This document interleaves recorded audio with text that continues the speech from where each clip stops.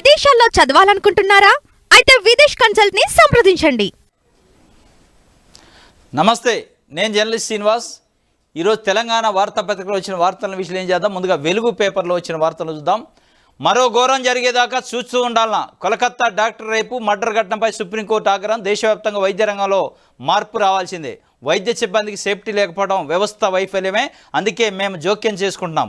డాక్టర్ల భద్రతకు ప్రోటోకాల్పై task force ఏర్పాటు చేస్తున్నాం. దారుణ నేరం జరిగితే ఆత్మహత్య అని ప్రిన్సిపల్ చెప్పడం ఏంటి?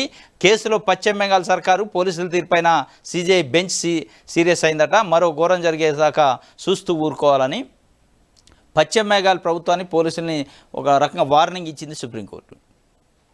ఇది కలకత్తాలో డాక్టర్ పైన జరిగిన అత్యాచారం, హత్య పైన దాన్ని మళ్ళీ ఆత్మహత్య కింద చిత్రీకరించే ప్రయత్నం చేసినట్టు ప్రిన్సిపాల్. మరి వాడేం ప్రిన్సిపాల్? వాడేట మనిషి? వాడు మనిషా పశువా? ఇంత పెద్ద ఎత్తున దేశం అట్టుడుగుతుంది ఈ ఇష్యూ పైన. ఒక మహిళా డాక్టర్ పైన, ట్రైనీ డాక్టర్ పైన దాడి చేసి అత్యాచారం చేస్తే వాడు దాన్ని కనీసం మానవత్వాన్ని ఉండాలిగా. మానవత్వం అనేది ఉంటే వాడు చేసినోడు బయటకు వచ్చి చెప్పి నేనే అత్యాచారం చేసినా, నేనే చంపేసినా, నన్ను ఏం చేసుకుంటారో చేసుకోండి అని చెప్పిండు. అది చెప్పాక కూడా దాన్ని ఆత్మహత్య కింద కన్వర్ట్ చేయటం అంటే ఇంతకంటే దౌర్భాగ్యం. వాడు ఏం చదువుకుండు? వాడు చదివిండా, సంకనాకిండా ఏం తెలియదు. కానీ వాడు ఎట్లా ప్రిన్సిపాల్ అయిండు? వాడు మనిషా పశువా అనేది సుప్రీంకోర్టు డైరెక్ట్గా ఇన్వాల్వ్ అయ్యి మాట్లాడింది ఇవాళ. కాబట్టి మళ్ళొక ఘోరం జరిగేదాకా ఇట్లే ఉంటారా అని చెప్పి కూడా అడిగింది. చిన్నారులపై వేధింపులు, మిన్నంటి నిరసన, జనం ఆందోళనతో అట్టుడికిన థానే జిల్లా బాద్లాపూర్ రైల్వే స్టేషన్లో స్టూడెంట్స్ తల్లిదండ్రులు, స్థానికుల ధర్నా. ట్రాకులపైకి చేరుకొని రైళ్లు అడ్డగింత, మద్దతుగా దుకాణాల బంద్, దోషులను ఉరితీయాలని డిమాండ్. ప్లకార్డుల ప్రదర్శన, ప్రిన్సిపల్ సస్పెండు, మరో ఇద్దరిని తొలగించిన స్కూల్ యాజమాన్యం. ఫాస్ట్ ట్రాక్ కోర్టులో కేసు విచారణ అని సీఎం ఏకనాథ్ షిండే చెప్పిండు. ఒకవైపు ఇది జరుగుతూనే ఉంది, డాక్టర్ పైన అత్యాచారం, ఇంకొక వైపు చిన్నారుల పైన లైంగిక దాడులట. స్కూల్లో చదివే చిన్న పిల్లల పాపం, పసిమొగ్గలు, ఆ ప్రైవేట్ స్కూల్లో. మన హైదరాబాద్లో కూడా గతంలో జరిగింది. ఇక అదే కథ జరిగింది. దానిపైన నిన్న ఎక్కడికక్కడికే రైల్వే ట్రాక్లను నిర్బంధించారట. మొత్తం దిగ్బంధించి రైళ్లు పోకుండా చేశారు. దానికి సంబంధించి ప్రిన్సిపాల్ని అయితే సస్పెండ్ చేశారు. సస్పెండ్గా చేయాల్సింది, జైల్లో పెట్టాలి. సస్పెండ్ ఏముంది? సస్పెండ్ చేస్తే మళ్ళీ 3 నెలలు అయితే జాబ్ ఎక్కుతారు. ఇది కాదు. డిసెంబర్ 9న సెక్రటరియట్లో తెలంగాణ తల్లి విగ్రహం. 10 ఏళ్ళు పట్టించుకోనోళ్ళు ఇప్పుడు మాట్లాడుతున్నారని సీఎం రేవంత్ రెడ్డి చెబుతుండు. అధికారం పోయిన బీఆర్ఎస్ నేతలకు బలుపు తగ్గలేదు. సెక్రటరియట్ ముందు రాజీవ్ గాంధీ విగ్రహం ఉండాలనా, లేక ఫామ్ హౌస్లో తాగి బొర్లే సన్నాసి విగ్రహం ఉండాలనా? అక్కడ అయ్యా విగ్రహం పెట్టాలన్నదే కొడుకు బాధ. రాజీవ్ విగ్రహంపై ఎవడైనా చేయి వేస్తే చెప్పు తెగుద్ది. త్వరలోనే సెక్రటరియట్ ముందు విగ్రహం పెడతాం. మా చిత్తశుద్ధిని శంకించాల్సిన అవసరం లేదని వెల్లడి. రాజీవ్ జయంతి సందర్భంగా నివాళులు అర్పించిన సీఎం అట. డిసెంబర్ 9న సెక్రటరియట్లో తెలంగాణ తల్లి విగ్రహం పెడతారట. అంటే రేవంత్ రెడ్డి పార్టీ కానీ రేవంత్ రెడ్డి ప్రభుత్వం పనితీరు ఎట్లుందంటే, బీఆర్ఎస్ వాళ్ళు ఒక బాట వేస్తే ఆ బాటలో పోతున్నారు, వాళ్ళు వేసిన ఉచ్చులో పడుతున్నారా అనిపిస్తుంది ఒక్కోసారి. నువ్వు రాజీవ్ గాంధీ విగ్రహాన్ని నిర్మించడానికి శంకుస్థాపన చేస్తే అంత అయ్యా.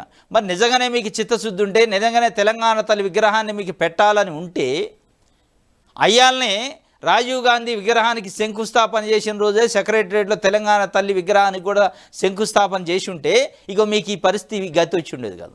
అంటే కేటీఆర్ విమర్శించేదాకా బీఆర్ఎస్ వాళ్ళు తెలంగాణ తల్లి విగ్రహం లేకుండా రాజీవ్ గాంధీ విగ్రహం ఎందుకు పెడతానో అన్నదాకా మీకు సోయి లేదా, మీకు తెలివి లేదా అనేది ఇలా తెలంగాణ సమాజం మాట్లాడుకుంటుంది.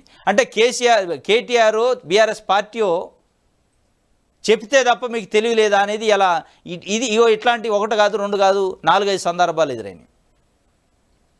మొన్న పంప్ హౌస్ లాంచ్ చేసేది కూడా మేడిగడ్డలో, అన్నారంలో, సుందెళ్లలో పంప్ హౌస్ లాంచ్ చేసి నల్లపోచమ్మ, మల్లన్న సాగరు ఇట్లాంటి ప్రాజెక్టులు నింపేదానికి కూడా మీకు తెలివి లేకపోతే వాళ్ళు పోయి ఒక బృందం ఆడ అల్టిమేట్ వేయగానే నువ్వు బటన్ లాంచ్ చేస్తాయి. అంటే ఏం చేస్తారు మీరు? మీ అనుభవం అంతా ఎడిపోయింది, మీ దాంట్లో ఉన్న మంత్రుల అనుభవం ఎడిపోయింది. ఈ చిన్న లాజిక్ మర్చిపోతున్నారు. అంటే ఇవాళ క్రెడిట్ ఎవరికి పోతుంది? కేటీఆర్కి, బీఆర్ఎస్ పార్టీకి పోతుంది. అంటే వాళ్ళు చెప్తే తప్ప మీకు తెలంగాణ తల్లి విగ్రహం గుర్తురాలే. వాళ్ళు ఎప్పుడైతే అల్టిమేటం ఇచ్చారో, మేము అధికారంలోకి వస్తే రాజీవ్ గాంధీ విగ్రహాన్ని అక్కడ తొలగించి తెలంగాణ తల్లి విగ్రహం పెడతామన్నారో, దానికి మీరు స్పందించి లేదు మేము డిసెంబర్ 9 తెలంగాణ తల్లి విగ్రహం పెడతామని నిన్న పరిశీలించారు సెక్రటరియట్ పోయి ముఖ్యమంత్రి, ఉప ముఖ్యమంత్రి, మిగతా మంత్రులు కొంతమంది. అంటే కేసీఆర్ వేసిన ట్రాప్లో మీరు పడతాను రా అనేది కొంత సందేహం వస్తుంది. రాజీవ్ గాంధీ విగ్రహం శంకుస్థాపన రోజు మీరు చేసి ఉంటే ఈ వివాదం ఉండకపోయేది. మళ్ళీ ముఖ్యమంత్రి స్థాయిని కూడా మర్చిపోయి ఇక అడ్డగోలుగా మాట్లాడుతాడు. ఎవడైనా చేస్తే చెప్పు తెగిద్ది, ఈ పదాలు ఈ లాంగ్వేజ్ ముఖ్యమంత్రి స్థాయికి తగదు. ఇది చెప్పు తెగిద్ది, అయ్యా ఇట్లాంటి పదాలు, నీ అయ్య విగ్రహం, తాగుబోతు, సన్నాసి, ఇవన్నీ అంటే కేసీఆర్ మాట్లాడిన కాబట్టి నేను కూడా మాట్లాడతా అంటే అది కేసీఆర్ ఒక ఉద్యమ నాయకుడు, ఆయనకు చెల్లింది. ఆయన ఇట్లా మాట్లాడే 10 ఏళ్ళు విరక్తి చెందే ఆ తలబిరుసు మాట్లాడితేనే ఆయన్ని 10 ఏళ్ళ తర్వాత ఇంటికి పంపారు. మీకు అంత టైం ఇయ్యరు. కేసీఆర్ వేరు, మీరు వేరు. ఆయన ఉద్యమకారుడు, ఉద్యమ నేపథ్యం ఉంది, ఉద్యమ పార్టీ, తెలంగాణ యాస భాష మీద పట్టున్న వ్యక్తి, తెలంగాణ ఉద్యమాన్ని నడిచిందనే కొంత కృతజ్ఞత ఆయన పైన ఉండబట్టే 10 ఏళ్ళు ఓపిక పెట్టారు. మీకు 10 నెలలు చాలు. మీరు అదే భాషనే, అదే ఆంబావనే, అదే తలబిరుస్తానని మీరు ప్రయోగిస్తా అంటే ప్రజలపైన మీకు 10 నెలల్లోనే మీకు గుణపాఠం చెప్తారు తెలంగాణ ప్రజలు. అది గుర్తుపెట్టుకొని ఒళ్ళు దగ్గర పెట్టుకొని పనిచేయాలి. ఇది ఒక వార్త. రుణమాఫీపై అలసత్వం వద్దు, చిన్న కారణాలతో పెండింగ్లో పెట్టొద్దు అని బట్టి విక్రమార్క గారు చెప్తుండు. అలసత్వం వద్దు అంటే అలసత్వం వహించేది మీరు. మళ్ళా 567 జీవో అని జూలై 17, 18 ఆ ప్రాంతంలో తీసుకొచ్చారు తెలంగాణలో రుణమాఫీకి సంబంధించి. 67 జీవోలో చెప్పిన నిబంధనల పైన తర్వాత లేదు అందులో పెట్టినాం కానీ మేము మళ్ళీ అమైండ్ చేస్తామన్నారు. ఇంతవరకు అమైండ్ చేయలే. ఇలా మళ్ళీ ఆగస్టు నెల దాటింది అది వచ్చి జీవో. మీరు అలసత్వం, ఒక జీవోని అమైండ్మెంట్ చేయడానికి, సవరణ చేయడానికి అలసత్వం వ్యవహరిస్తూ ఇలా అనేక రకాల గందరగోళాలకు కారణం మీరు. ఇలా తెలంగాణలో ప్రభుత్వం, కాంగ్రెస్ పార్టీ ప్రభుత్వం అలసత్వం వహించొద్దని ఎవరు చెబుతారు? అధికారులకి. అధికారులు ఏం చేస్తారు? ప్రభుత్వం పైన ఉన్న మీ ప్రభుత్వం జీవో చేస్తే జీవోని ఇంప్లిమెంట్ చేస్తారు. మీరు వాళ్ళ చేతిలో ఒక జీవో పెట్టారు, ఆ జీవోలో ఏది ఉందో అది పాటిస్తారు వాళ్ళు. ఇంకో జీవో పెట్టండి అమైండ్ చేసి. ఇది పరిస్థితి. రేషన్ కార్డు లేని వాళ్ళకి ఇట్లా తీసుకోండి, వాళ్ళని ఎలిజిబుల్ చేయండి అనేది చెప్పండి. లేదు 2 లక్షల పైన ఉన్న లోన్లోనే ఈ విధంగా ఎలిజిబుల్ చేయండి అని మీరు మళ్ళీ ఒక జీవో చేస్తే ఆ జీవోని ఎందుకు ఇంప్లిమెంట్ చేయరు? అలసత్వం నిమిషాలలో అయిపోద్ది. అలసత్వం చేయరు వాళ్ళు. మీరు చేయాల్సింది మీరు చేయట్లే. అసలు ఇక్కడ జీవో చేయాల్సింది మీరు, జీవో చేయాల్సిన ప్లేస్లో ఉండి మీరు చేయాలి. చిన్న కారణాలతో పెండింగ్లో పెట్టొద్దు. టెక్నికల్ ప్రాబ్లమ్స్తో మాఫీ కాని వారికి వెంటనే జమ చేయండి. రైతుల నుంచి ఫిర్యాదులు వస్తే చర్యలు తప్పవు. బ్యాంకులకు రుణమాఫీ కింద 18,000 కోట్లు ఇచ్చినాం. ఇప్పటి వరకు ఖరీఫ్ క్రాప్ లోన్లు 17,300 కోట్లు దాటలేదు. రుణమాఫీ తర్వాత రైతులకు ఇచ్చింది 7,500 కోట్లే. ఆలస్యం చేయకుండా అంతకు మించి లోన్లు ఇవ్వండి. స్టేట్ లెవెల్ బ్యాంకర్ల కమిటీ సమావేశంలో డిప్యూటీ సీఎం బట్టి విక్రమార్క చెబుతుండు. మేము 18,000 కోట్లు ఇస్తే మీరు 7,500 కోట్లు కూడా ఇవ్వలేదు. లోన్లు అంటే అనేక రకాల ఇబ్బందులు పెడుతున్నారు. రైతుల గురించి మాట్లాడేటోడు లేడాడు. హైదరాబాద్లో 4 గంటల కుండపోత. అత్యధికంగా సరూర్ నగర్లో 13.5 సెంటీమీటర్ల వర్షపాతం. పలుచోట్ల మునిగిన కాలనీలు. పంజాగుట్ట, నిజాంపేటలో పిడుగులు. ఇళ్లకే పరిమితమైన జనం. ముషీరాబాద్లో వరద నీటిలో కొట్టుకుపోయిన యువకుడు మృతి. పలుచోట్ల పర్యటించి చర్యలు పర్యవేక్షించిన మేయరు, కమిషనర్. రాష్ట్రంలో మరో 4 రోజులు భారీ వర్షాలట. తెల్లవారుజాము 4 గంటల నుంచి 8 గంటల వరకు వర్షం కుండతో పోసినట్టు పడ్డది. కుండపోత అంటారు దాన్ని. ఎక్కడికక్కడ రోడ్లు మునిగిపోయినాయి. ఎక్కడ రోడ్డు ఉంది, ఎక్కడ అసలు బాట ఉందో తెలవని పరిస్థితి. బండ్లు కొట్టపోయినాయి, మనుషులు కొట్టపోయారు, కార్లు కొట్టపోయినాయి. ఇళ్లల్లోకి నీళ్ళు వచ్చినాయి. కొన్ని ఏరియాల్లో పిడుగులు కూడా పడే పరిస్థితి. ఉరుములు మెరుపులు పెద్ద ఎత్తున వచ్చినాయి. నిన్న హైదరాబాద్ అతలాకుతలమైంది.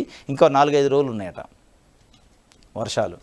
ఇంకో తెలంగాణ తల్లి విగ్రహం గురించి ముఖ్యమంత్రి, ఉప ముఖ్యమంత్రి, కొంతమంది నాయకులు ఆడ చూస్తున్నారు. ఈ చూసుడు ఏదో అయ్యాలని చూసి ఉంటే మీకు ఇలా ఈ పరిస్థితి వచ్చిందే కాదు. అంటే తెలంగాణ తల్లి విగ్రహంలో మనం కొంత నెగిటివ్ వస్తుందని ఒక ఆలోచనలో పడి కేటీఆర్, బీఆర్ఎస్ పార్టీ నాయకులు మాట్లాడిన తర్వాత మీరు వచ్చి తెలివి వచ్చి బయటకు వచ్చారు.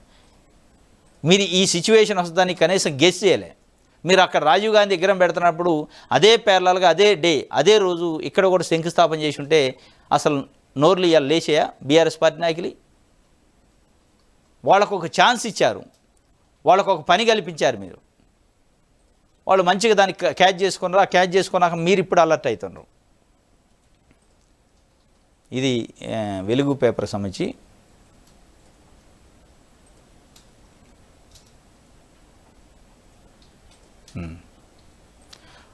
ఇంకొక వార్త ఇచ్చారు.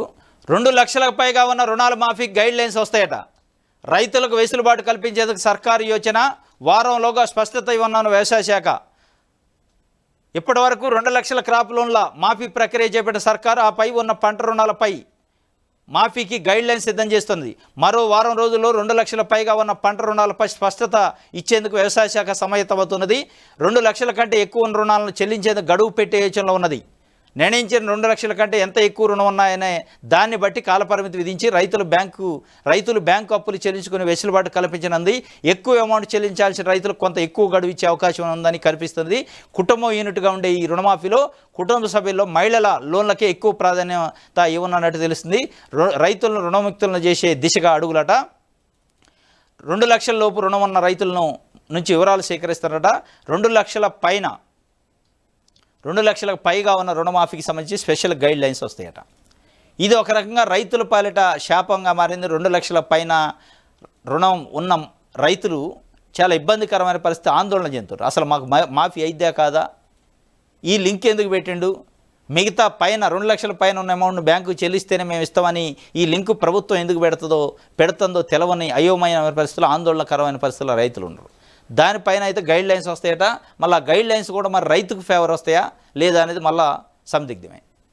మీరు అసలు కంప్లీట్గా మీరు ఇచ్చే గైడ్ లైన్స్లో ఇవాళ ప్రజలు రైతులు కోరుకుంటున్నది ఏంటంటే, మీరు ఇచ్చే గైడ్ లైన్స్లో 2 లక్షల పైన ఉన్న రుణంతో మీకు సంబంధం లేదు, మీరు ఇస్తానన్న 2 లక్షలు మీరు జమ చేయండి వాళ్ళ అకౌంట్లో అనేది ఇవాళ ప్రజలు ఎక్కువ మెజారిటీ మంది రైతులు కోరుకుంటున్నారు. మళ్ళీ మీరు దానికి మళ్ళీ బోడుగుండుకి మోకాలకు లంకెబెట్టే వ్యవహారం చేసి 2 లక్షల పైగా ఉంటే మీరు పే చేసిన రోజు మేము ఇస్తాం, దానికి కావాలంటే ఒక 6 నెలలు టైం ఇస్తాం. నువ్వు 6 నెలలు ఇచ్చినా సంవత్సరం ఇచ్చినా వాళ్ళు బ్యాంకుకి చెల్లించాల్సింది, ప్రభుత్వానికి కాదు. బ్యాంకుకి చెల్లించే దానికి మీకెందుకు కడుపు నొప్పి, మీకెందుకు బాధ, మీకెందుకు ఇబ్బంది. కాబట్టి రైతులు కోరుకునేది అంటే, మేము తీసుకున్నది బ్యాంకు దగ్గర, మీరేం ప్రభుత్వం షూరిటీ ఇచ్చి గ్యారంటీ ఇచ్చి ఇప్పించలే ఆ లోను, మేము మా భూములు పెట్టి తెచ్చుకున్న లోన్ను మీరేదో మా పైన పెద్ద మనసుతోని రైతులు ఇబ్బందుల్లో ఉన్నారు, రుణమాఫీ చేస్తాం 2 లక్షల వరకు అన్నారు. ఆ 2 లక్షలు చేయండి, మిగతా దాని సంగతి వాళ్ళు చూసుకుంటారు. మీరు ఇచ్చారా? రైతులకి ఏమన్నా ప్రభుత్వం షూరిటీ ఇచ్చి రైతులకు ఇప్పించిందే? మేము షూరిటీ ఇప్పించినాం కాబట్టి 2 లక్షలు మేము జమ చేశాక మిగతాయి మళ్ళీ మమ్మల్ని అడుగుతారు ప్రభుత్వాన్ని అనే భయం మీకేమైనా ఉందా? ఎందుకు మీకు దాని గురించి అంత తపన? దాన్ని అడ్డం పెట్టుకొని రైతులను ఎందుకు ఇబ్బంది పెడతారు?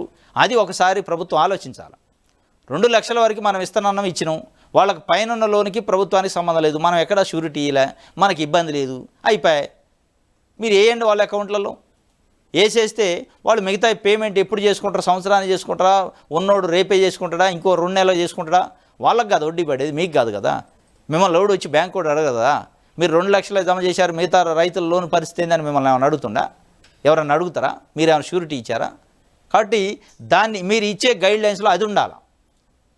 2 లక్షల పైన ఉన్నోళ్ళది మాకు సంబంధం లేదు, 2 లక్షలు మీ అకౌంట్లో వేస్తామని చెప్పే గైడ్ లైన్స్ ఉంటే తప్ప ఇక దానికి స్పెషల్ గైడ్ లైన్స్ అవసరం లేదు. నిజంగానే వేరే గైడ్ లైన్స్ మీరు చెల్లించే గైడ్ లైన్స్ పెడితే ఇక సుఖం లేదు. దానివల్ల మళ్ళీ రైతుల నుంచి ఇబ్బందులు, రైతులు చాలా తీవ్రమైన పరిస్థితులు ఎదుర్కొంటున్నారు ఇప్పుడు. ఇది వెలుగు సంబంధించి సాక్షి పేపర్ చూద్దాం. విగ్రహానికి నిగ్రహం బలి అయిందట. విగ్రహానికి నిగ్రహం బలి అయింది. ఏం విగ్రహం అంటే రాజీవ్ గాంధీ విగ్రహం. అడ్డగోలుగా మాట్లాడుకుంటున్నారు ఇటు కాంగ్రెస్ నాయకులు కానీ అటు బీఆర్ఎస్ పార్టీ నాయకులు. వాళ్ళు నిగ్రహం కోల్పోయారు, బూతులు మాట్లాడుకునే పరిస్థితికి వచ్చింది ఈ విగ్రహాల వల్ల. దీనికి కారణం ఏంది? కాంగ్రెస్ పార్టీ సమన్వయ లోపం, కాంగ్రెస్ పార్టీ ముందు చూపు లేకపోవడం వల్ల బీఆర్ఎస్ పార్టీకి ఇవాళ ఒక ఛాన్స్ ఇచ్చారు. రాజీవ్ గాంధీ విగ్రహం పెట్టే రోజే, శంకుస్థాపన చేసే రోజే తెలంగాణ తల్లి విగ్రహానికి కూడా పక్కనో లేకపోతే అక్కడ ఎక్కడో సెక్రటరియట్లోనో శంకుస్థాపన చేసి ఉంటే ఇవాళ నిగ్రహం కోల్పోయే అవసరం లేదు, ఈ చర్చ ఉండపోయేది. సచివాలయం ముందు రాజీవ్ గాంధీ విగ్రహం ఏర్పాటు వివాదం మంటలు రేపింది. నేతల నిగ్రహాలు కోల్పోయేలా చేసింది, మాటల తూటాలను పేల్చింది. అధికారంలోకి రాగానే రాజీవ్ గాంధీ విగ్రహాన్ని తొలగిస్తామన్న కేటీఆర్ వ్యాఖ్యలకు ప్రతిగా రాజీవ్ గాంధీ విగ్రహంపై చేయి పడితే చెప్పు తెగుద్ది అంటూ CM Revanth Reddy mass warning ఇచ్చారు. దాంతో నా మాటలు గుర్తుపెట్టుకో చీఫ్ మినిస్టర్, అధికారంలోకి వచ్చింది తొలి రోజే సచివాలయ పరిసరాల్లో చెత్తనంతా ఊడ్చి పారేస్తామంటూ BRS working president KTR counter ఇవ్వడం అధికార ప్రతిపక్ష పార్టీలు వేడి రాజేసింది. ఈ నిగ్రహం కోల్పోవడం కానీ, మంటలు లేపటం కానీ, వేడి రాజేయటం కానీ దేని గురించి ఉండాలి? ప్రజల సమస్యల పరిష్కారానికి ఉండాలి. ఇటు ప్రతిపక్ష పార్టీ కానీ అధికార పక్షం దేనికోసం ఉంది? మీరు విగ్రహాల కోసం. ఆ విగ్రహాలు పెడితేంది, పెట్టకపోయింది, ప్రజలకు దానికి సంబంధం ఏంది? ఇవాళ ఎవడు అడిగిండు ఆ విగ్రహాల గురించి? ఏదైనా తెలంగాణ సమాజం మిమ్మల్ని అక్కడ విగ్రహం పెట్టించండి మాకు పూట గడవట్లేదని ఎవడన్నా అడిగిండా ప్రజలు? దేనికి ఈ విగ్రహాలు పెట్టుకోండి, తప్పులేదు. దీన్ని వివాదం చేసి అసలు ప్రజల సమస్యల్ని పక్కకు పెట్టే కార్యక్రమాన్ని చేస్తున్నారు మీరు. ఇలా స్పష్టంగా అర్థమవుతుంది. ఇవాళ అనేక రకాల ప్రజలకు సమస్యలు ఉన్నాయి. ఇవాళ పెట్టుబడుల సాయం రాలే రైతులకి, పిల్లలకు ఫీజు రీమర్సెంట్ అకౌంట్లో జమ కాలే, రైతు రుణమాఫీలో అనేక మంది రోజు రైతులు వచ్చి బ్యాంకులు చుట్టుముట్టుతున్నారు. వీటన్నిటిని వదిలిపెట్టి ఇటు అధికార పక్షం కానీ అటు ప్రతిపక్షం చెప్పు దిగిద్దని ఒక ఆయన ముఖ్యమంత్రి స్థానంలో కూర్చొని, ఇంకొక ఆయన మేము చెత్త నోడుస్తామని, చీఫ్ మినిస్టర్ అని రకరకాల పదాలు మాట్లాడితే ప్రజలు ఒక రకంగా ఆలోచన చేస్తున్నారు. వీళ్ళు అసలు ఎవరి కోసం మాట్లాడుతున్నారు? మన కోసం మాట్లాడుతున్నారా, వాళ్ళ పర్సనల్ వ్యక్తిగత ప్రెస్టేజ్ కోసం మాట్లాడుతున్నారా? ఈ విగ్రహాలు ఏంది, ఈ కథ ఏంది, చెప్పు దిగుడేంది, తాగుబోతేంది, సన్నాసేంది, ఈ పదాలేంది అని తెలంగాణ సమాజం ఇవాళ ఒక ఆలోచనలో పడి తెలంగాణ సమాజం ఆలోచిస్తుంది. కనీసం ఇంగిత ఉండాలి కదా. ఒక ముఖ్యమంత్రి స్థాయి, ఇంకో ప్రతిపక్ష పార్టీకి సంబంధించిన నాయకుల స్థాయి ఉన్నోళ్ళు మనం ఒక మాట మాట్లాడితే తెలంగాణ సమాజం ఇంటది, దృష్టి పెట్టిద్ది. మనం మాట్లాడే మాటలో అర్థం ఉండాలి, మనం మాట్లాడే మాటలో అన్పార్లమెంటరీ లాంగ్వేజ్ ఉండకూడదని కనీస విజ్ఞత లేదు. చెప్పు దిగుతుంది. ఏందా భాష? ముఖ్యమంత్రి మీరు చెయ్యి వేస్తే చెప్పు దిగడే. కేటీఆర్ని ఉద్దేశించి సీఎం తీవ్ర వ్యాఖ్యలట. తొలి రోజే చెత్తను ఎత్తేస్తామని ఆయన చెప్తుండు. ఈ చెత్త అవసరంలా, ఈ చెప్పు దిగుడు అవసరంలా.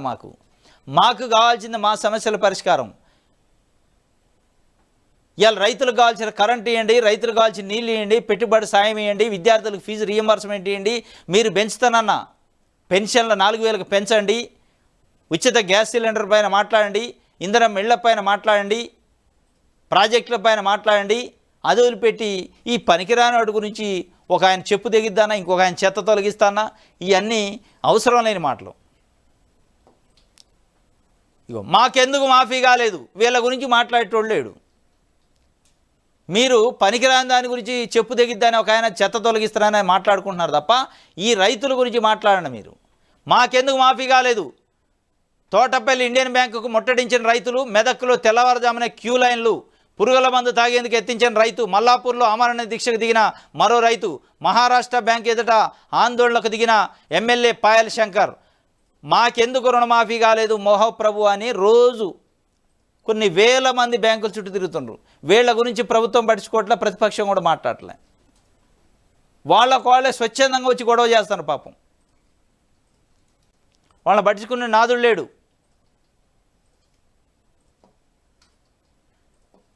ఇది ఒక వార్త. ఇది ఇండియన్ బ్యాంక్ అట, తోటపల్లి, మెదక్ జిల్లా. తెల్లవారుజాము నుంచి క్యూలో ఉన్నారట. ఇక వీళ్ళంతా జనాలే పాపం.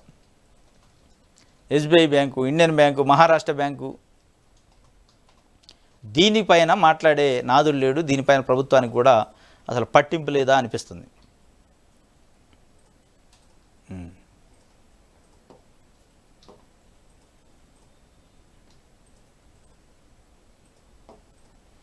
ఇది ఒక వార్త. ఇది సాక్షికి సంబంధించి.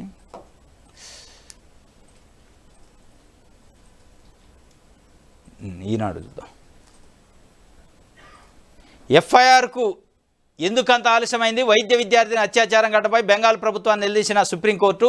పోలీసులు, కళాశాల ప్రిన్సిపాల్ తీరుపై ఆగ్రహం. ఆసుపత్రుల్లో భద్రతా లోపాలపై తీవ్ర ఆందోళన వ్యక్తం చేసిన అత్యున్నత న్యాయస్థానం.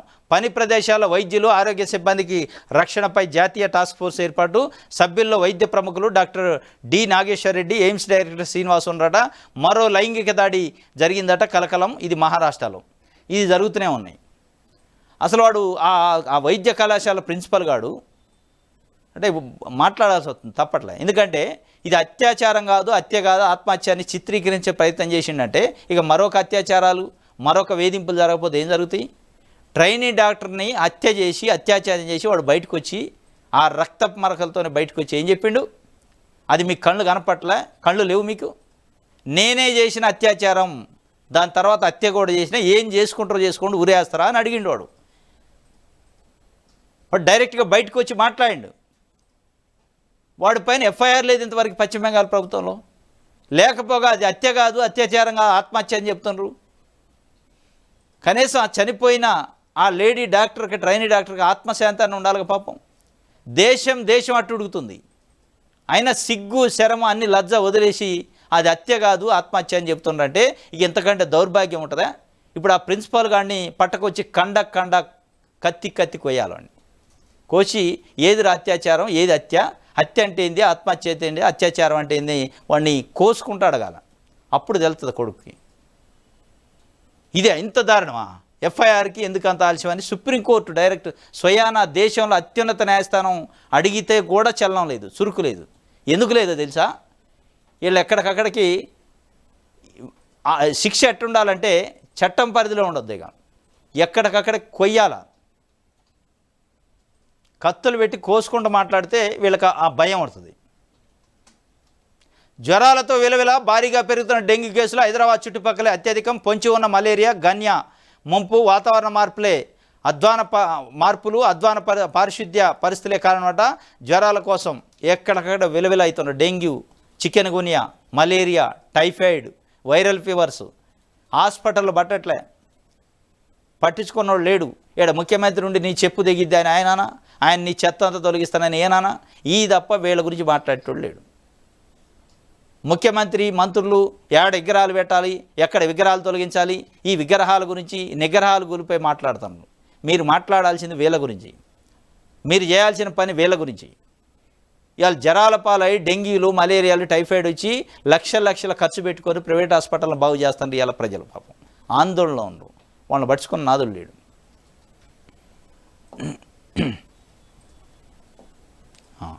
ప్రభుత్వ వ్యవసాయ సలహాదారుగా పోచారం, పాడి పరిశ్రమ అభివృద్ధి సమైక్య చైర్మన్గా గుత్తా అమిత్ రెడ్డి. ఇద్దరు బీఆర్ఎస్ పార్టీ నుంచి ఆయన బీఆర్ఎస్ పార్టీలో 10 ఏళ్ళు అధికారాన్ని అనుభవించారు. ఇందులోకి ఎమ్మటే ఇండ్లకు పోయి కండవ కప్పి తీసుకొచ్చిండు. ఇక ఎంతకంటే సలహాదారు కాంగ్రెస్ పార్టీలో ఎవడు లేడా? మరి పోచారం శ్రీనివాసరెడ్డి కంటే సలహాదారులు ఈ రాష్ట్రంలో లేరా? అసలు కాంగ్రెస్ పార్టీలో లేరా?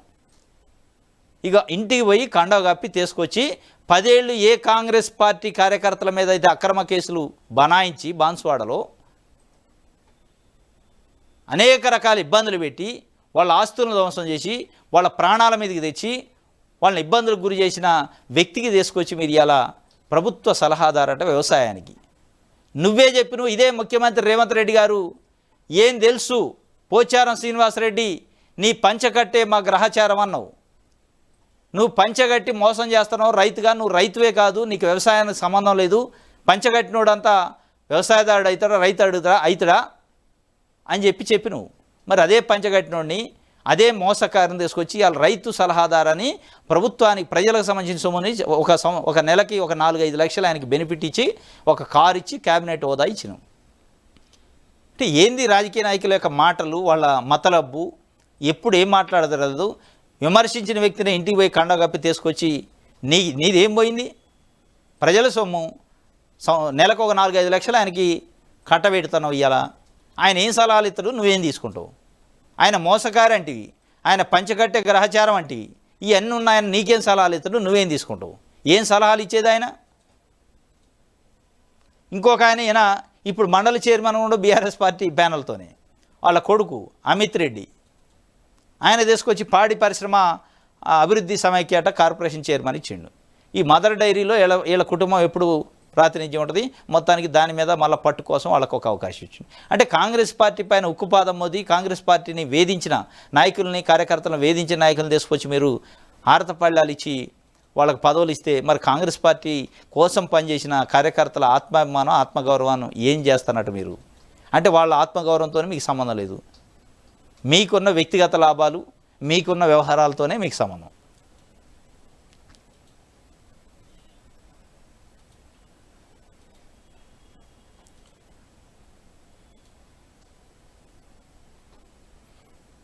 రుణమాఫీ జమ ఆలస్యం చేయొద్దు. ధరణి అర్జీల పరిష్కారంలో జాప్యం ఎందుకు? పలువురు కలెక్టర్లపై మంత్రి పొంగులేటి అసంతృప్తి. ప్రభుత్వం ఆశించిన పురోగతి లేదని ఆగ్రహం. ఖమ్మం కలెక్టరేట్ నుంచి వీడియో కాన్ఫరెన్స్లో మాట్లాడుతున్న రెవెన్యూ శాఖ మంత్రి. ధరణి అర్జీలపై పరిష్కారంలో జాప్యం ఎందుకంటే మీకు 9 నెలలు అయ్యాక మీకు ఇవాళ సోయి వచ్చింది. వాళ్ళు ఇవాళ మీరు డెడ్ లైన్ పెట్టి వారంలో పరిష్కారం చేయాలంటే అన్నీ రిజెక్ట్ చేసి కొట్టేస్తారు. 3 సంవత్సరాల నుంచి వెయిట్ చేస్తారు ఒక్కొక్క దరఖాస్తుదారుడు. ఇవాళ 1 వీక్లో మీరు డెడ్ లైన్ పెట్టారు కదా, ఇమీడియట్ రిజెక్ట్ కథం అయిపోయాయి. మళ్ళీ వాడు మొదటికే అవుతాడు పాప రైతు పరిస్థితి. ఇది మీరు ఇవాళ చేస్తుంది. ధరణి సమస్యలపైన ఆలస్యం, పరిష్కారంలో జాప్యం ఎందుకు, ఆ పరిష్కారాల సంగతి ఏంది కూడా అడగాలి మీరు. పరిష్కారం చేయటం కాదు ముఖ్యం. పరిష్కారం అంటే ఒకటి అనుమతి, ఒకటి యాక్సెప్ట్ రిజెక్ట్ కొట్టేస్తారు. పరిష్కారం అయిపోయింది సార్, అవన్నీ రిజెక్ట్ అంటాడు, కథం అయిపోయాయి.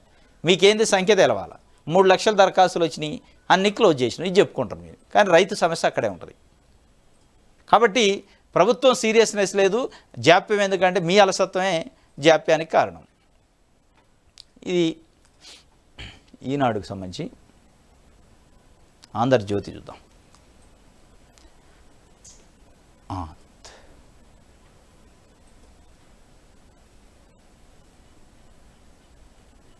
బీసీ కోటాకు మధ్య మార్గం అట. చట్ట ప్రకారం 23%, పార్టీ పరంగా 19%. హామీ నిలబెట్టుకోవడానికి సుప్రీం తీర్పు అమలుకు ఇదే మార్గం. స్థానిక ఎన్నికల ఫార్ములాపై రాష్ట్ర ప్రభుత్వం యోచనట. తాము పాటిస్తూ ఇతర పార్టీలను సవాల్ చేయాలనే ఉద్దేశం. రాష్ట్రంలో ప్రస్తుతం బీసీలకు 23%, ఎస్సీ ఎస్టీలకు 21% ఉందట. బీసీ కోటాకు మధ్య మార్గం. ఈ అన్నీ ఏంది డొంకతిడి వ్యవహారం. బీసీ కోటాకు మధ్య మార్గాలు, ఎడం మార్గం, కుడి మార్గం, ఈ మార్గాలు కాదు, స్ట్రైట్ మార్గం కావాలా. మీరు నిజంగా చిత్తశుద్ధి ఉంటే, మీకు నిజంగా కమిట్మెంట్ ఉంటే, మీరు నిజంగానే కామారెడ్డి డిక్లరేషన్ను రాహుల్ గాంధీ సమక్షంలో ప్రకటించారు కదా, ఆ డిక్లరేషన్ను అమలు చేసే దమ్ము కానీ, ధైర్యం కానీ, చిత్తశుద్ధి ఉంటే డైరెక్ట్గా చట్టం చేయాలి, జీవో చేయాలి. మధ్య మార్గం అట. ఈ మధ్య మార్గాలు ఎక్కడి నుంచి వచ్చినాయి? ఏందట, 23% ఏమో టీఆర్ఎస్ ఇచ్చింది, పార్టీ పరంగా మేము ఒక 19 ఇస్తాం. ఎవడికి కావాలి నీ పార్టీ పరంగా? నీ పార్టీ ఇస్తుందో లేదు ఎవడికి గ్యారంటీ ఉంది? ఇది ఏమైనా చట్టబద్ధత? ఇవాళ నీకు ఓట్లు అవసరం కాబట్టి, మాట్లాడిన మాట నిలబెట్టుకోవాలి కాబట్టి పార్టీ పరంగా ఇస్తాం. పార్టీ పరంగా ఇది భిక్షం వేసేది కాదు, బీసీలకి చట్టం చేయండి, ఇది మా హక్కు అని బీసీ సంఘాలు ఇవాళ అడుగుతున్నాయి. ఏంది నువ్వు పార్టీ పరంగా ఇచ్చేది? ఏమి ఇచ్చినావు అసెంబ్లీ ఎన్నికల్లో? అసెంబ్లీ ఎన్నికలకు ముందు ఉదయపూర్ డిక్లరేషన్లో మీరు ఏం చెప్పారు? కాంగ్రెస్ పార్టీ ఒక పార్లమెంట్ స్థానానికి 2 బీసీలకి ఎమ్మెల్యే స్థానాలు ఇస్తామన్నావు. ఒక పార్లమెంట్ స్థానాల్లో ఉన్న ఎమ్మెల్యే సీట్లలో ఒక 2 సీట్లను బీసీల కోసం రిజర్వ్ చేస్తాం పార్టీ పరంగా అన్నావు. చేశారా మీరు? తెలంగాణలో 17 ఎంపీలు ఉన్నాయి. 17 × 2 34 ఎమ్మెల్యే స్థానాలు బీసీలకి ఇవ్వాలి. ఎన్ని ఇచ్చారు మీరు? 20 కూడా ఇవ్వలే. మీరు బీసీల గొంతు కోయలా ఉదయపూర్ డిక్లరేషన్ పేరుతోని. మళ్ళీ ఇవాళ ఇంకో కొత్త నాటకం మొదలుపెట్టారు. ఇది కొత్త నాటకం కాబట్టి ఏమంటారు? నువ్వు నిజంగా చేస్తానన్నది నిటారుగా నిలబడి చేస్తున్నావు. 43%, 42% నేను రిజర్వేషన్ చేస్తాను. ఇవాళ మళ్ళీ ఈ 19% పార్టీ పరమైంది. ఎవడికి కావాలి నీ పార్టీ? ఎవడికి కావాలి నీ పార్టీ పరం? ఏం చేసినా అసెంబ్లీ ఎన్నికల్లో ఉదయపూర్ డిక్లరేషన్ అని చెప్తే దానికే దిక్కు లేదు. ఎమ్మెల్యే స్థానాలకే నువ్వు దీంట్లో ఎత్తావు. ఈయన ఇస్తారా? ఊళ్ళల్లో బడాబాబులు, పెత్తందారులు బీసీలకి సీట్లు ఈయన ఇస్తారా రిజర్వేషన్ లేకుండా? అది అయిద్దా? నువ్వు డైరెక్ట్గా జాతీయ స్థాయిలో ఉదయపూర్ డిక్లరేషన్ అని జాతీయ పార్టీ మీద మాట్లాడిన దానికి దిక్కు లేదు, దివానం లేదు, విలువ లేదు. ఓడిపోయే సీట్లు ఇచ్చారు 20 కూడా. ఇవాళ బీసీల సంఖ్య అసెంబ్లీలో తగ్గడానికి మీ పార్టీ విధానం కారణం కాదు. 17 సీట్లలో 34 ఎమ్మెల్యే సీట్లు ఇస్తానని ఒక్కొక్క ఎంపీ సీట్లో 2 ఇస్తాం, 34 ఇస్తామని మోసం చేసి తడిగుడ్డతో గొంతుకోయేలా మీరు మళ్ళీ ఇది ఒక కథ మొదలుపెట్టారు. ఇది కాదు ఇవాళ బీసీలు అడుగుతున్నది. మీరు చెప్పింది చట్టసభలో చట్టం చేస్తాం, అధికారికంగా ఇస్తామన్నారు. అది ఇవ్వాలా. ఈ మధ్య మార్గాలు వద్దు, డైరెక్ట్ మార్గం కావాలా.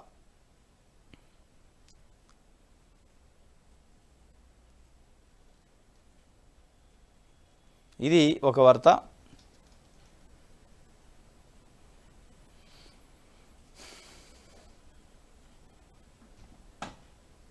ఇది రైట్.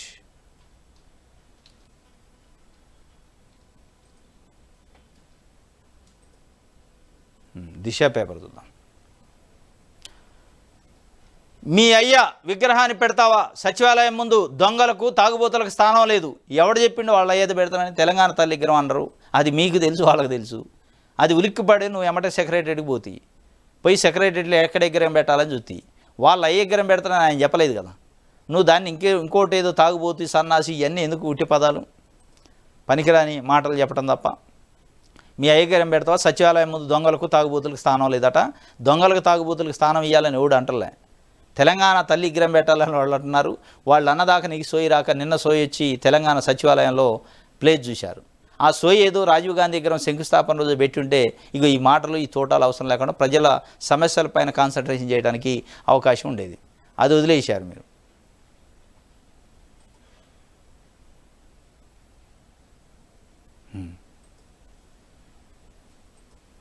ఇది ఒక వార్త. పంట రుణాల జారీలో జాప్యం వద్దు, మంజూరీలో లెక్కలే కీలకం కాదు, బ్యాంకులకు ఉండాల్సింది ఆత్మ. ఇప్పటిదాకా ఇచ్చింది 7,500 కోట్లే, ఆలస్యమైతే ఆశించిన ఫలితాలు అందవు. మహిళలకు 1,00,000 కోట్ల వడ్డీ లేని రుణాలు, మైక్రో మీడియం పరిశ్రమలకు సహకారం. స్టేట్ లెవెల్ బ్యాంకర్ల మీటింగ్లో డిప్యూటీ సీఎం బట్టి చెబుతుండు. పంట రుణాల జారీలో కూడా పంట రుణాల మాఫియే కాదు, జారీలో కూడా జాప్యం ఉండొద్దు, ఆలస్యమైతే ఆశించిన ఫలితాలు రావు అని చెప్పి బ్యాంకర్ల కాన్ఫరెన్స్లో ఆయన చెప్పిన పరిస్థితి. ఇది ఒక వార్త. కవిత చుట్టే బీఆర్ఎస్ అట.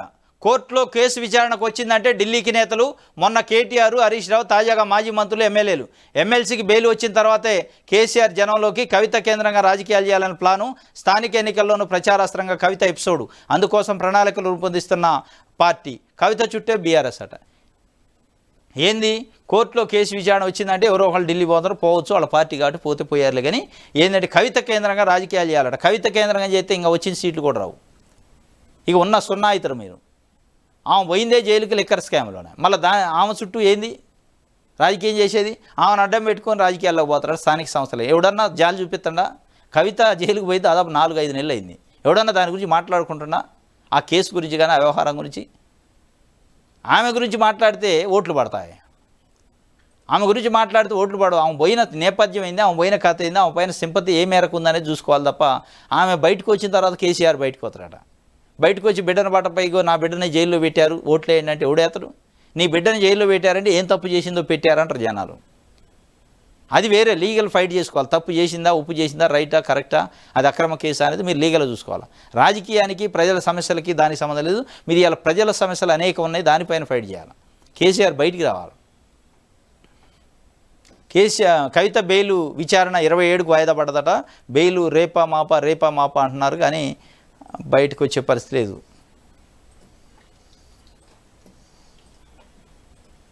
ఇది దిశకు సంబంధించి.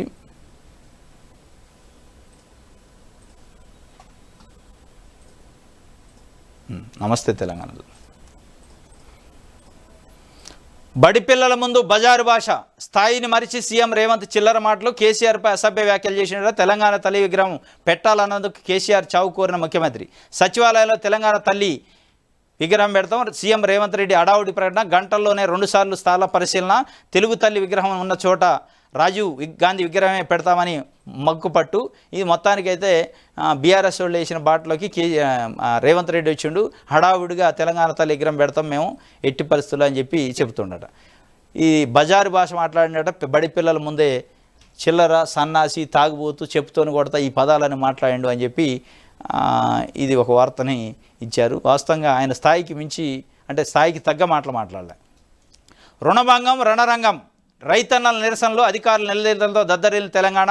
రైతులకు చేరింది 7,500 కోట్లే అని బట్టి చెప్పిండు. అంటే మళ్ళా రుణాలు, కొత్త రుణాలు ఇచ్చింది 7,500 కోట్లే అని. రుణమాఫీ కింద బ్యాంకులకు 18,000 కోట్లు ఇచ్చాం. వారం ఆలస్యమైన ఫలితం ఉండదని డిప్యూటీ సీఎం బట్టి చెప్పిండు. సాయంత్రానికి మాట మార్పు. 17,000 కోట్లని వివరణ. ఉత్తమన్న నువ్వన్నా మాట్లాడు, రుణమాఫీపై ప్రెస్ మీట్ పెట్టాలంటే ముఖ్యమంత్రి వేడుకోలు. వ్యవసాయ మంత్రి తుమ్మల నిరాకరణ. పదే కోరడంతో ఒప్పుకున్న ఉత్తమ్. ఇది పరిస్థితి. దీనిపైన ప్రెస్ మీట్ పెట్టి మాట్లాడటానికి కూడా మంత్రులు భయపడుతున్నారట.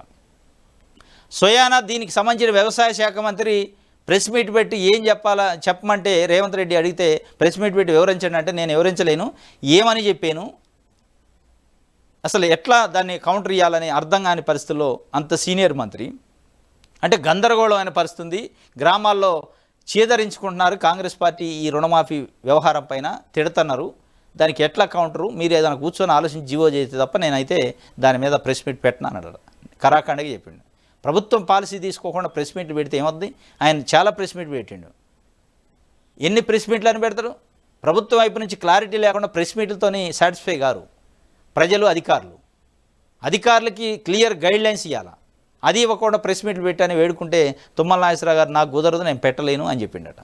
పెడితే అప్పుడు ఉత్తమ్ కుమార్ రెడ్డిని ఉత్తమాన్న నువ్వన్నా మాట్లాడంటే ఆయన మాట్లాడండి. ఏం మాట్లాడిండు?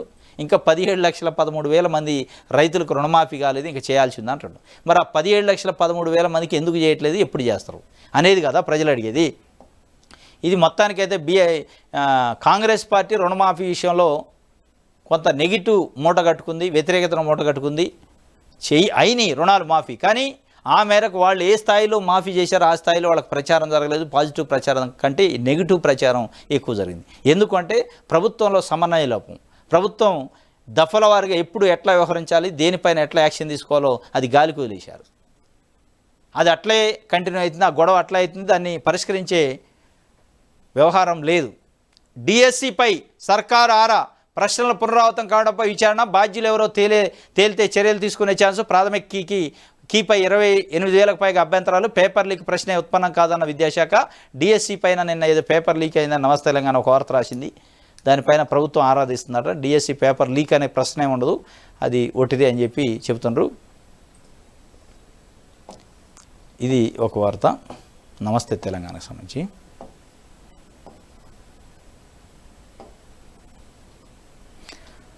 రైతుల ఉసురు తగులుతుంది, మాఫీ చేసిన మనీ సర్కార్ సంబరాలు, రుణమాఫీ కాలేదని అన్నదాతల గగ్గోలు, పుస్తెలతాళ్లు కుదవబెట్టి లోన్లు కడుతుండ్రు. రైతుల ధర్నాలో మాజీ మంత్రి ఎర్రబెల్లి దయాకర్ రావు చెబుతుండు, రైతుల ఉసురు తగులుతుంది మీకు, రైతులు రుణమాఫీ అయిందని సంబరాలు ఫ్లెక్సీలు పెడుతుండ్రు, కానీ రైతులు రుణమాఫీలు కాదు, పుస్తల మీద వేసిపోయి బ్యాంకులకు డబ్బులు కడుతుండ్రు అని చెప్పి వారు చెబుతున్న పరిస్థితి. ఉసురు తగులుతుందని ఎర్రబెల్లి దయాకర్ రావు నిన్నే బయటకు వచ్చిన ఓడిపోయిన తర్వాత ఆయన సంబంధించి ఒక వార్తని ఇచ్చింది. ఇది రైతు రుణమాఫీ పైన మొత్తం అయ్యే ఫోటోలని నమస్తే తెలంగాణలో అనేక జిల్లాల్లో జరుగుతున్న ఉద్యమాలపైన.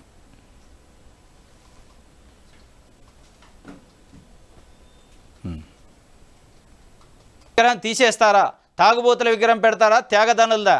కేటీఆర్ వ్యాఖ్యలపై ముఖ్యమంత్రి రేవంత్ ఫైరు, డిసెంబర్ 9న తెలంగాణ తల్లి విగ్రహం పెడతాం, అనవసర ఆరోపణలు చేస్తే సమాజం బహిష్కరిస్తుంది, సచివాలయంలో రాజీవ్ విగ్రహం ఏర్పాటుపై దుమారం, తీవ్రంగా తప్పుపడిన BRS working president KTR, party పెట్టి తీరుతామని టచ్ చేస్తే అంతేనట్టు సీఎం రేవంత్, రాజీవ్ జయంతి వేడుకల్లో బీఆర్ఎస్పై ఘాటి విమర్శలట, అధికారం అయినా మీకు బలుపు తగ్గలేదురా నాయన అని చెప్పి రేవంత్ రెడ్డి కేటీఆర్ని అంటున్నాం.